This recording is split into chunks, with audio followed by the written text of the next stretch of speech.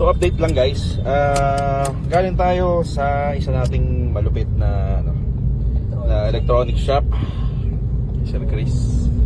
So ito, dala natin yung gauge nung Fiesta. Ano year model no? 2014 Yung 2014 na orange. Orange. For release na yun eh. So ang nangyari dito, tataka kami, naka-ABS kasi ito eh. So okay na ABS, pero nagtataka kami bakit sabay parang wala namang code yun eh. So nangyari, syempre another hocus pocus na naman. Kanina lang natin na discover eh. Parang magkasabay yung yung ilaw ng check engine sa ABS. sa ABS. So hindi naman dapat ganun yun. Siguro dati, check engine na siya dati, tapos pinatay lang yung check engine. Sinabay din sa ABS. Kaya ngayon, nung umilaw yung ABS niya, nakailaw din yung check engine. Eh wala namang code. So hindi namin ma-figure out bakit nakailaw yung check engine eh wala namang code. walang So litong-lito na kami. So thankfully at malupit yung mga natin. malupit talaga si Sir Chris. Yan, okay na siya. Balik na tayo. At ikakabit na natin ulit. And isang matinding test drive tayo. Na-detail na ba yan? Tapos na detail. Okay. Kaya na lang kay Ryan. Siya na bahala. So, yan. Yes. Ito rin. Itong purple natin. Ano na rin to? Malapit na matapos to. Test drive na lang to. Pinabahin tayo nito. Kita nyo guys, kami dito. Nagbabalik kami ng mga ilaw. So yung mga dinadaya nila, binabalik natin sa original natin. Kasi syempre, kawawa talaga yung mga makakabili.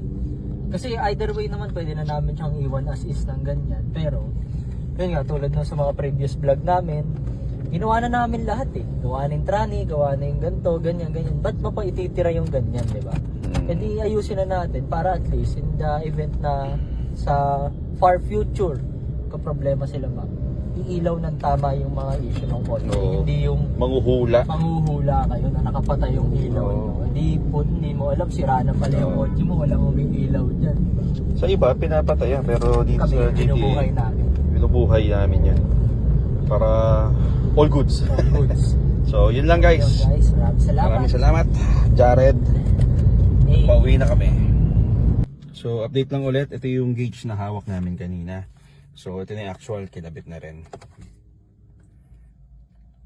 Usually pag ganyan, pag nawala yung yung ibang ilaw doon sa panel or sa gauge, usually yung check engine, yung sa oil, battery, and handbrake yun na iiwan bago mo siya buksan.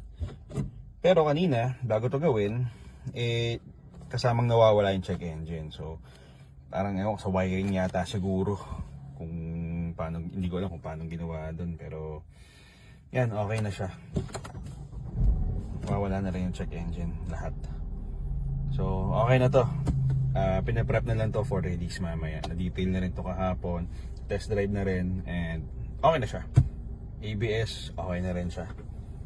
So yun, temperature nya okay na rin. Waiting na lang kila sir to check the unit, test drive, and iuwi yung unit. Okay? Yun lang. Thank you guys.